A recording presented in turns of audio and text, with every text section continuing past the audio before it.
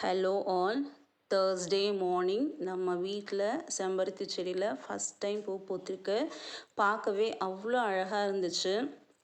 ஏன்னா இப்போ தான் கொஞ்ச நாள் முன்னாடி அந்த செடி நான் வச்சேன்.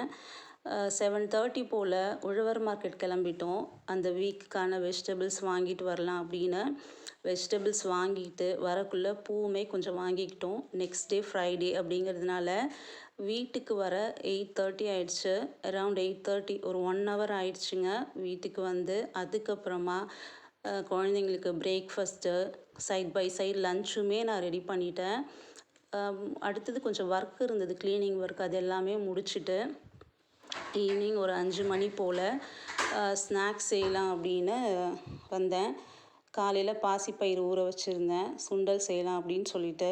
யூஸ்வலாக பாசிப்பயிறு முளைக்கட்டி சப்பாத்திக்கு கிரேவி மாதிரி பண்ணுவேன். ரொம்பவே டேஸ்ட்டாக இருக்கும். பசங்களுமே லைக் பண்ணி சாப்பிடுவாங்க. உங்கள் வீட்டில் யார் இதை செய்வீங்க அப்படின்னு எனக்கு கமெண்ட் பண்ணுங்கள்.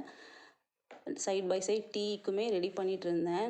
நம்ம குழந்தைங்களுக்கு வெளியில் ஃபுட்டு வாங்கி கொடுக்காம ஃபாஸ்ட் ஃபுட்டு, ஜங்க் ஃபுட்டு இதெல்லாமே அவாய்ட் பண்ணிவிட்டு நம்ம வீட்டில் ரெடி பண்ணி கொடுக்கறது அவ்வளோவும் நல்லதுங்க.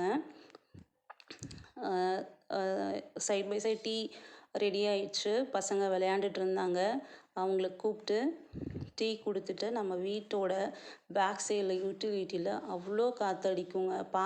அவ்வளோ காற்று, ரொம்ப ரிலாக்ஸ்டாக இருக்கும். Thanks for watching. Hope you like this video. Thank you.